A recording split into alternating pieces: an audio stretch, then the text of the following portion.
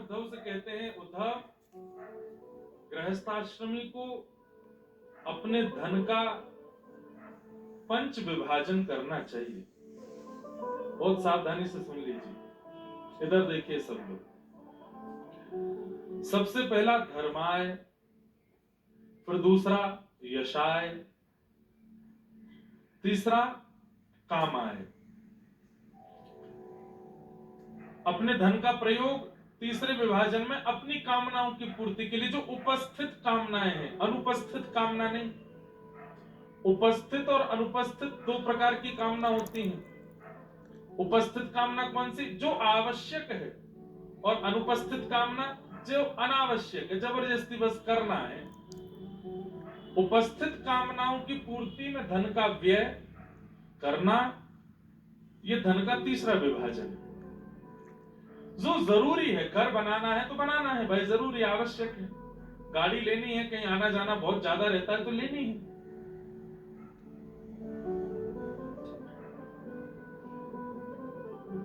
ऐसे कार्यों में जहां उपस्थित भोगों की पूर्ति होती है, वहां धन का व्यय करना, यह धन का तीसरा विभाजन है, काम है। चौथा भगवान कहते हैं अर्थाय। कई बार इन्वेस्टमेंट किया जाता है ताकि प्रॉफिट हो, तो धन का कई बार ऐसी जगह व्यय करना जहां से लगता है कि थोड़ा धन बढ़ करके प्राप्त होगा, वो भी एक गृहस्थाश्रमी को करना चाहिए। और पांचवा बताया स्वजनाय। स्वजनाय मतलब बच्चों के लिए, बेटी के लिए, पत्नी के लिए, भाई के लिए, बुआ फूफा आदि, इन सब के लिए धन का व्यय। ये पंच विभाजन करने हैं, धर्माय, यशाय, कामाय, अर्थाय और स्वजनाय। जो इन पंच विभाजनों को करते हुए अपने धन का व्यय करते हुए चलता है, ठाकुर जी कहते हैं वो गृहस्थाश्रम में आनंद से रहता है। पर अब होता क्या है, यश के लिए धन का व्यय तो कर लेते हैं, कामनाओं की पूर्ति के लिए तो कर लेते हैं, अर्थाय के लिए तो कर लेते हैं, स्वजनाय के लिए तो कर लेते हैं, लेकिन जैसी धर्म की बात आती है, धर्माय में वो धन का व्यय नहीं होता जितना होना चाहिए। इसके कारण क्या होता है, पंचदेव रुष्ट होते हैं, और पंचदेवों के रुष्ट होते ही उस व्यक्ति का पतन होना प्रारंभ हो जाता है। कहते हैं जिसके पंचदेव रुष्ट होते हैं, उसके साथ में 15 प्रकार के अनर्थ होते हैं। यहां पर भगवान श्री कृष्ण कह रहे हैं, स्तेयम हिंसानृतं दंभ कामः क्रोधस्म्ययो मदः भेदो वीर्म विश्वासः संस्पर्धा व्यसनानि च। इधर देखिए सब लोग, जिन लोगों के पंचदेव रुष्ट हो जाते हैं, पंचदेव रुष्ट कब होते हैं? जब लक्ष्मी का व्यय धर्म कार्यों में नहीं होता तब पंचदेव रुष्ट होते हैं। और जिनके पंचदेव रुष्ट होते हैं उनके साथ में ये 15 अनर्थ होते हैं। कौन कौन से 15 अनर्थ हैं? पहला स्तेयम, उसके अंदर चोरी करने की इच्छा प्रकट हो जाती है। अच्छा, चोरी करना पहले होता था कि घर से चुरा लिया, उसका लूट लिया, इसका कर लिया, उसका कर लिया। चोरी बहुत प्रकार से होती है। अधिकार से अधिक धन का कहीं ना कहीं से उपार्जन कर लेना, यह भी चोरी है। आपके परिश्रम के प्रतिफल स्वरूप इतना धन होता है, लेकिन आप उसका अधिक अगर ले रहे हैं तो यह भी चोरी है। स्तेयम, चोरी की भावना चित्त में आना। आजकल प्रवचन कथाओं में भी चोरी होती है। यहां की चोरी कैसी?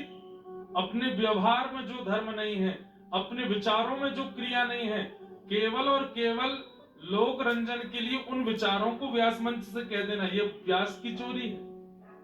स्वयं के चित्त में नहीं है तो फिर क्यों कह रहे हो?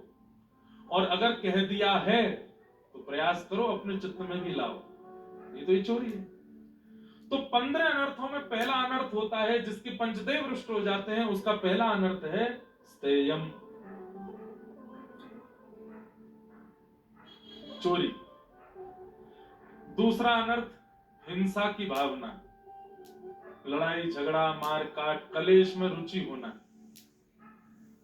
लड़ने झगड़ने में रुचि हो जाना। एक तो होता है जैसे हम अपनी स्थिति बताएं, हमारा अनुभव, अपना भाव बता रहे हैं।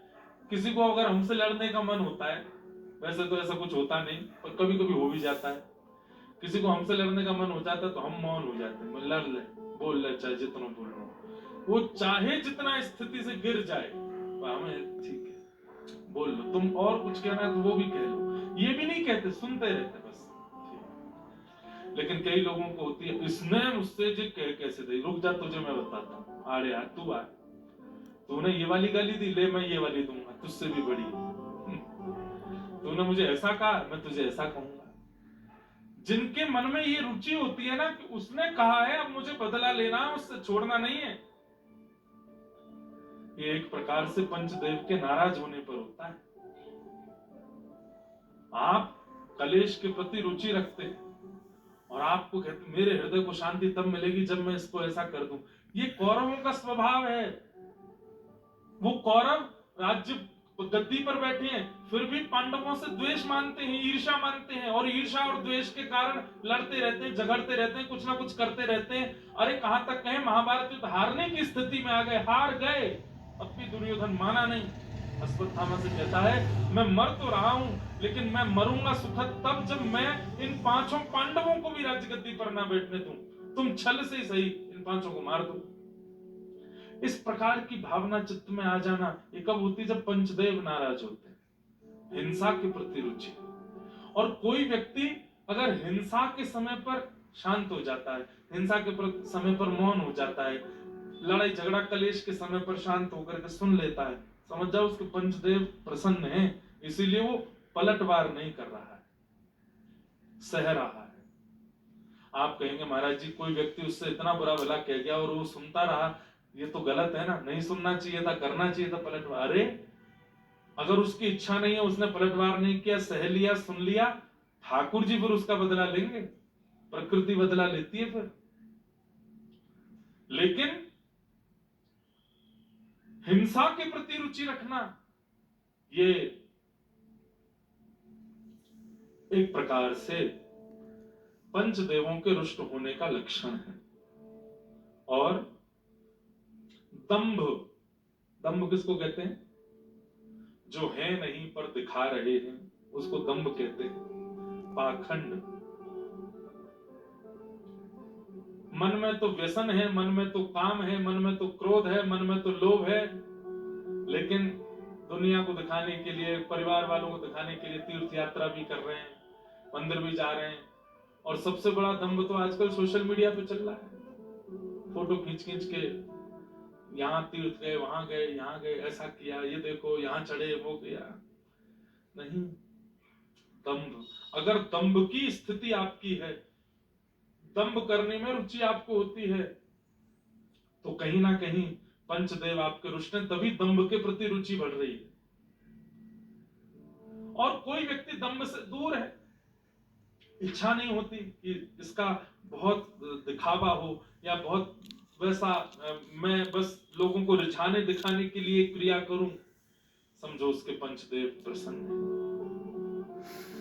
और काम, काम का वर्धन होना, कहीं भी किसी को भी देख करके चित्त में व्यसन आ जाना, ये भी पंचदेवों के रुष्ट होने पर, छोटी छोटी बातों पर क्रोध आ जाना, ये भी पंचदेवों के रुष्ट होने पर होता है।